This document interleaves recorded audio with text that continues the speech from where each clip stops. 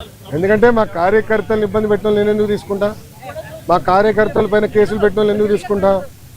అరే నా పైన కూడా కేసులు ఉన్నాయి స్వామి, ఎస్సీ ఎస్టీ కేసు ఉంది, నా పైన అటెంప్ట్ మర్డర్ కేసు ఉంది, అవన్నీ ఇప్పుడు జరుగుతున్నాయి కదా సార్.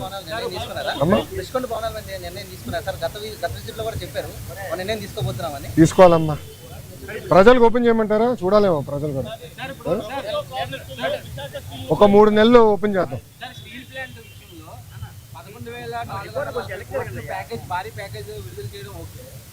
స్టీల్ ప్లాంట్ పైన 8 సంవత్సరాలు పోరాడుతున్న వ్యక్తులు ఒకే ప్రశ్న అడుగుతున్నారు. ప్రైవేటీకరణ విషయంలో ప్రభుత్వం ఎందుకు క్లారిటీ ఇవ్వలేకపోతుంది? ప్యాకేజ్ ఇస్తున్నారు స్వామి. ఒక్క నిమిషం ఇంకా ఎన్నిసార్లు చెప్పాలి స్వామి?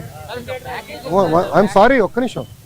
చంద్రబాబు నాయుడు గారు చెప్పారు, కుమారస్వామి గారు చెప్పారు, నేను చెప్పా, ఇంకెంతమంది చెప్పాలి స్వామి? ఇంకెంత హామీ ఇవ్వాలి? అరే ప్రైవేటీకరణ జరగదని చెప్తే మళ్ళీ ఇంకా డౌట్ ఏంటి స్వామి? ఒక్క నిమిషం, మీరు ఏ మీడియా స్వామి? ఒక్క నిమిషం, మీరు కొంచెం చదవాలి స్వామి. ప్రైవేటీకరణ జరగదని చెప్పిన తర్వాత ఇంకేం డౌట్ స్వామి? నేను స్ట్రైట్ క్వశ్చన్ మిమ్మల్ని అడుగుతున్నా. ప్రైవేటీకరణ జరగదని నేను హామీ ఇచ్చా, నిధులు తీసుకొచ్చాం, క్యాపిటేషన్ చేసాం, ఇంకేం హామీ ఇవ్వాలి నీకు? బాండ్ పేపర్ రాసేవాళ్ళ? ఒక నిమిషం, బాండ్ పేపర్ రాసేవాళ్ళ నీకు? అరే అందరు జగన్ లాగా ఉండరు, గుర్తుపెట్టుకో. ఏం స్వామి మీరు కూడా అటు మాడితే?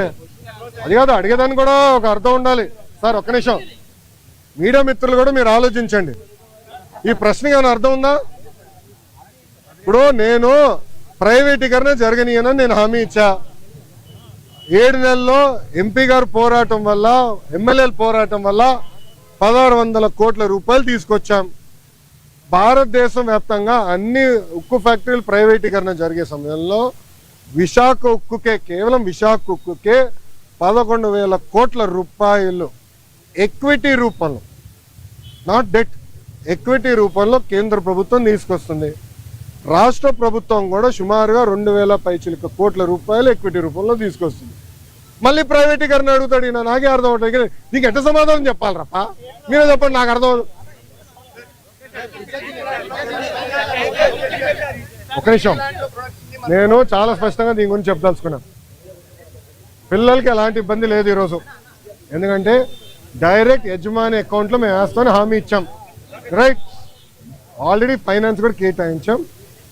ఓన్లీ ఇష్యూ ఏంటంటే కేంద్రం నుంచి దళితులకి కేంద్రం నుంచి డబ్బులు వస్తామా, అది లింకింగ్ ప్రాసెస్లో అయిపోతుంది, త్వరలో రిలీజ్ అవుతుంది. సో డైరెక్ట్ అకౌంట్లో వేస్తాం. ఎవరు పిల్లల అకౌంట్, తల్లిదండ్రులకి ఎలాంటి ఇబ్బంది లేదు, వాళ్ళని పిల్లలు చదివించుకోవచ్చు, యజమాని అకౌంట్లో వేస్తాం.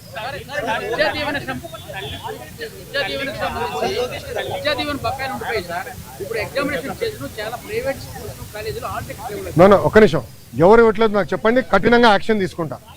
ఒక నిమిషం, నేను యాక్షన్ తీసుకుంటా. ఒక నిమిషం, నేను యాక్షన్ తీసుకుంటా. ఒక్క నిమిషం అమ్మా, నేను పూర్తి చేయనండి సార్. ఆగండి సార్. సార్ మీరు వినండి. మేము కలెక్టర్ గారికి క్లియర్గా చెప్పాము, ఆల్ మేనేజ్మెంట్స్తో మాట్లాడమని చెప్పాము. ఎవరిని అట్లా చేస్తే కఠినంగా మేము యాక్షన్ తీసుకుంటాం, దాంట్లో ఎలాంటి సందేహం లేదు. పిల్లలు ఆగే ఎగ్జామ్ రాసుకోవచ్చు, డైరెక్ట్గా కాలేజ్ అకౌంట్లో డబ్బులు వేసే బాధ్యత మాది. ఓకేనా?